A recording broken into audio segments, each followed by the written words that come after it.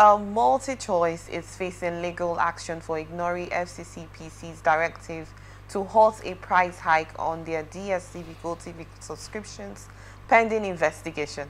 The Federal Competition and Consumer Protection Commission has filed legal charges against Multichoice Nigeria Limited and its Chief Executive Officer, John Ube, for violating regulatory directives, obstructing an ongoing inquiry, and engaging in conduct deemed unlawful under the Federal Competition and Consumer Protection Act 2018.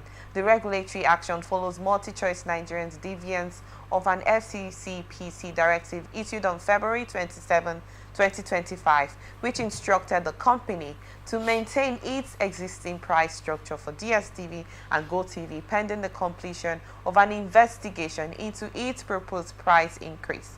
Despite this order, Multichoice went ahead with its price hike on March 1, 2025, disregarding regulatory oversight. The Fccpc has now charged Multichoice Nigeria and its CEO at the Federal High Court, Lagos Judicial Division, citing 3 violations under the FCCPA 2018, willfully obstructing an inquiry by proceeding with a price hike, contrary to directives that have been put in place. Well, so, this Multichoice situation, it would have actually been here, but this is a necessary one. It's just similar to the teleco tariff hike that Nigerians agitated for. They were still increased to 50%. Electricity hike. Multichoice joined the queue. There's also we're still waiting to get. Nigerians are still waiting to get the petrol price of 300 or 200 if the case may be, although there has been this price war between NNPCL and Dangote refinery for a few days now on who would sell at the cheaper rates to oil marketers in order to get more consumers buying in. I really want to get your thoughts on this. Someone has come to say that to an extent I've stopped this subscription in my home. I rather buy data. In as much as it's high, I've stopped the subscription. I rather buy data. Everyone has their smartphones with them. You can watch whatever means you want to do with your phones, and life goes on. But I'd love to get your thoughts on this. For the FCCPC to sue Multichoice over this increase, do you think that was a necessary move, please? I like to be expansive most of the time when I think about this kind of things. First, the Nigerian consumers are among the most harassed in the world. For me, I have not looked at data and all that, but from casual observation, it's because sometimes you wonder whether we have a government in place to protect the interest of the Nigerian consumer. Because even the state itself is also harassing the consumer. Look at all the issue with increase in indirect tax through the banking system that is in the air. So they are fighting Multichoice, but they are squeezing the balls of Nigerians, sorry to use that expression, on the other side. What about Nigerian-owned companies? Is it because Multichoice ownership is not Nigerian? Multichoice have been in the news. Yes, I'm not happy with them. To be sincere, the increases are too frequent, and you're wondering whether the services are commensurate with the increases. But why single out only Multichoice? The fuel queues, the fuel stations are now a government unto their own. On their own, they do whatever they want to do. You talked about power. In fact, when some persons see them coming with new meter, I hear in some areas now people are fighting them. Don't bring the new meter, because they do whatever they want to do, plant it for you, and as you put your money, the thing is just going. Nigerians, there are homes now that people are now disconnecting completely from NEPA and using solar energy and generators, and said we'll just deal with that. So there are a lot of places where Nigerians are being exploited. The issue with Multichoice and what they have listed, well, great. Whatever they can do to manage the exploitation of Nigerian consumers, great. But is the case of Multichoice just because this one is an African, is owned by African, South Africa background, I suppose, and then it's not Nigerian? What about the ones where Nigerian businessmen and politicians are in ownership? The industries where they dominate, the power sector, the the power sector, The the telecoms. What about those Even areas? the ATM, like you mentioned. Yes, it's too much. And it's the same people that they refuse to pay minimum wage, that they say they cannot pay.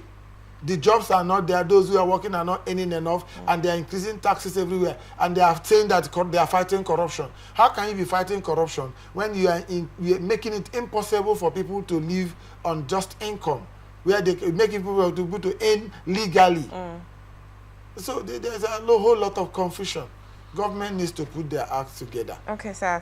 Quickly, if I have to divert a little bit, talking about the minimum wage that you mentioned that is on 70,000 naira at the moment, the Nigerian Youth Service Corpus, NYSC, are agitating for an increase from 33 to 77,000, which is they are yet to receive. Imagine in that instance, someone has said, if you have 100,000, you can really not get something you want to get with that amount. You know, in this instance, there's been cases of increase here and there and all of that. What do you think the government have to do in order to subsidize most of this hike that has been all over the places? What government needs to do for me first, yes, the talk about diversifying the economy is in the air everywhere. We need to reduce the excessive attention we have put on the oil sector and do more with the agricultural sector. Government, this idea of privatization, selling off everything that we own collectively, is for me is a lot of concern that almost borders on the criminal. Why are you privatizing what is collectively owned and selling off at peanuts to individuals? When there is obvious need. And when this is manage the what is public by individuals appointed by the state. Now, government can also do more to reduce the cost of governance. The cost of governance. One minister was passing the other day in this state. I don't want to call names. Was passing the other day in this state. And his entourage, the one I counted that was shown on the media, was more than 66 cars. I counted. Somebody videoed. And most of those systems.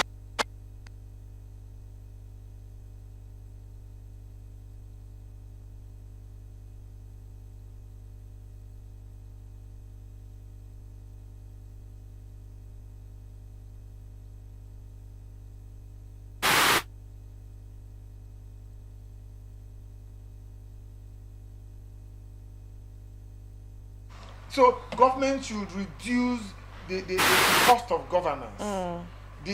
What the National Assembly and what the ministers and the kind of privileges they enjoy is way out of this world. Compared to what the citizens get, those who are in the civil service and all that. That is where to start. Before we start talking about even fighting obvious criminality in governance. Those are the places to start. You can't be, before you take taxes, you have to take taxes from those who are working and productive. So if you have 10 persons that are working and you take 40% tax from them, you wouldn't earn as much as when you have 500 people working and you get even 5% tax from them. You leverage more when the number of those who are gainfully employed you can tax is high, and then you can reduce the taxes.